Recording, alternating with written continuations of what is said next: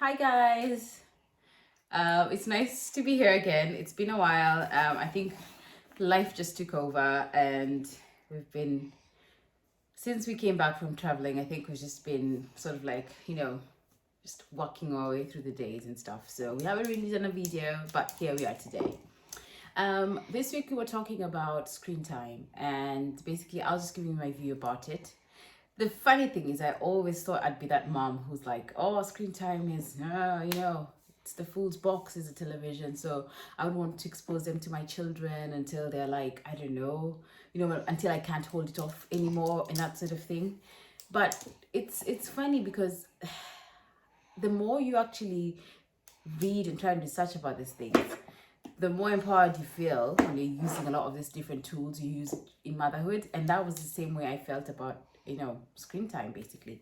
I am a huge advocate for it because I have seen the effects it can have on your child, if used wisely, that is, obviously used in the right way, and also having them exposed to the right content. Now, for example, TJ, obviously I let him watch, say, Cocomelon from when he was quite young, but it was a case of what kind of content was good enough for him. What can he actually... Shall we sing a song? Hi. Just want to cuddle. We are in this zone at the moment as well, where it's just cuddles all day, and I'm not complaining. Hi, Asha, but shall we sing The Wheels on the Bus? Sorry. Shall I sing The Wheels on the Bus? The wheels on the bus go round and round, round and round, round and round. The wheels on the bus go round and round, all through the town. The doors of the bus go open and shut, open and shut, open and shut. The doors of the bus go open and shut, all through the town. The horn on the bus goes beep, beep, beep, beep, beep, beep, beep, beep. The horn on the bus goes beep, beep, beep. Vroom, vroom, vroom. That's the engine, isn't it?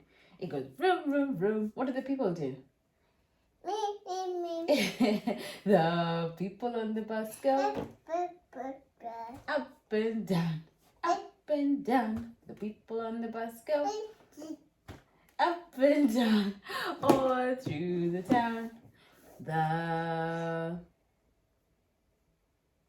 I've forgotten what else the bus does, but basically this.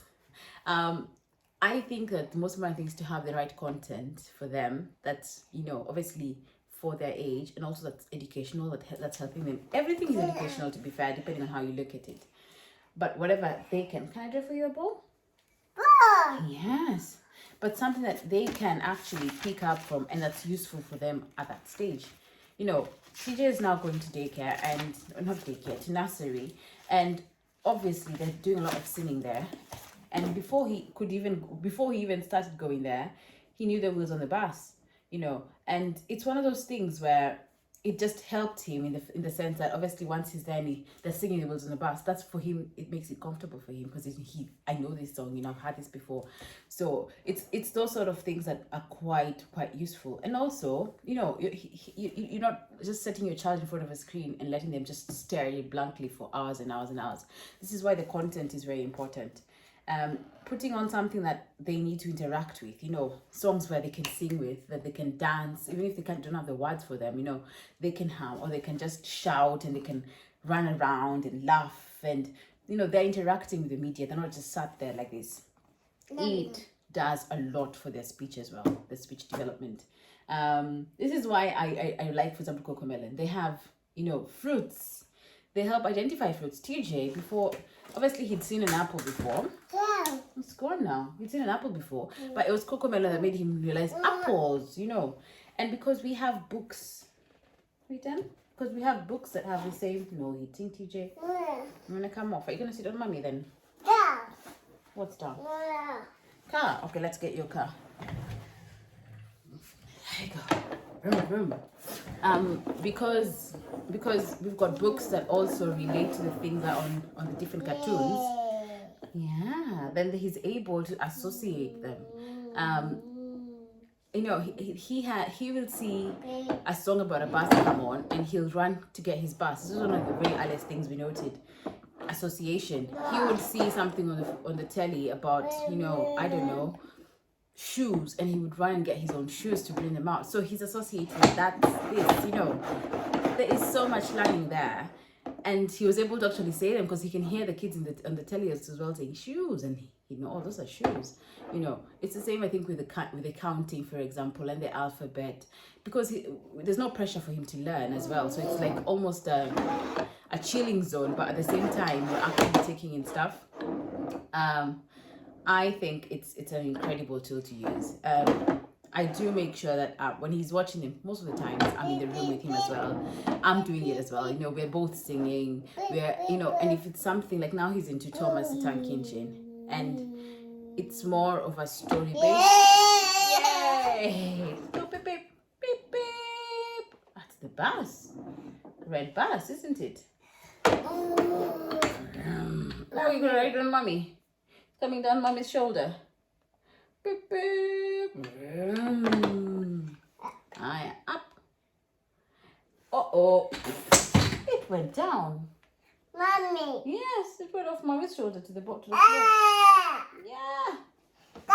It went down. Uh-oh. Yeah, so it's that it's just, when we're watching something that has, like Thomas now has a lot more stories, and it's not as interactive as I would like it, but he landed on it and he's obsessed with it. So you want to drop it on mommy's shoulder? You want to drop it on mommy's shoulder then? And so I will let it be on mostly when I'm there. There you go, you rescued it. It's safe now. Safe on the ground. I'll let him watch it mostly when I'm there, and then I can sort of like narrate through things and say, oh, look at the balloon. Oh, look at this and that. Oh, the engine is done this and that. You know what I mean? And so it's not just blank staring. It's still a lot of learning. Oh, a lion. Did the bus see a lion, or did the lion see the bus? Oh, it's a scary lion. Yeah, it's honestly, I would absolutely advocate for it. But also, no judgment for moms. Sometimes you might need just 5 minutes, if you do need that, and the screen or your child is just having a moment, and the thing that's going to keep them sweet. It's quite a lot of banging today. Let's put it down then. Let's put it down. And the thing that's going to keep them sweet is a bit of telly. Mama, do it. Do it. Do it. Whatever's good for your space of mind and your child's. Just put what's on. It's not the end of the world. These kids will be exposed to this stuff when they get older, and if it's new to them, it's actually probably going to be a lot more, because it's going to be like, now I have access to a television. I want to watch it all day. I've never seen this before. But if they learn how to regulate it now, if they know that, what, like, for example, for what we do in the house, I just don't put in, I try not to be fair, let him watch telly before he's had his afternoon nap. So by the time he's actually watching some telly, it's probably the afternoon after his nap. Should I put you down, TJ?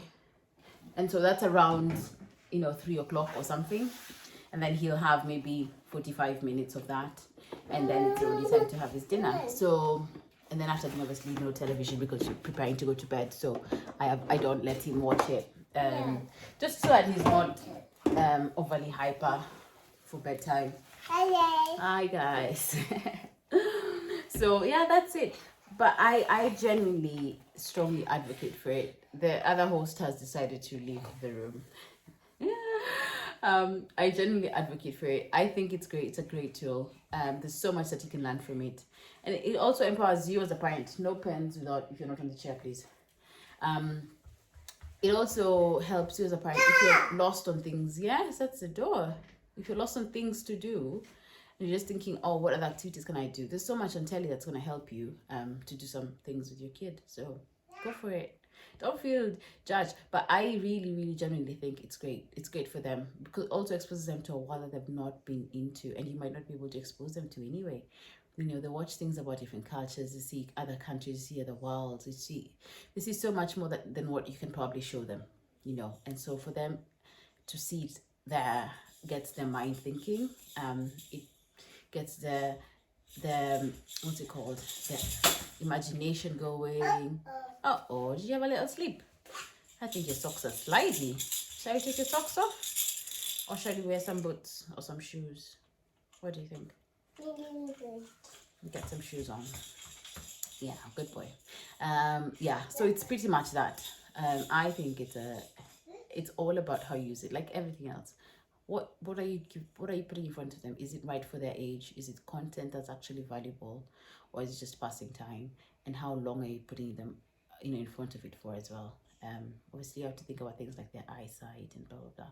So obviously you have to control the amount of exposure, and also it stimulates them. So it's what time are you letting them watch the telly? Is it late in the evening? Because then obviously it might affect their bedtime, sort of things. But yeah, I'm all for screen time. Right, thanks for watching, guys. This is a long video. It's probably got a lot of rumble in there as well, but yeah, hopefully see you again next week. Bye bye. You're gonna say bye bye to the guys? You have to come up here so they can see you, little fellow. Bye bye. I guess them how to blow your little trumpet. Yay! That's pretty cool, TJ. Wow. Give mommy. Wow. That's how you breathe in and out. I'll talk about this in a coming episode. All right. Bye bye, guys. Bye bye.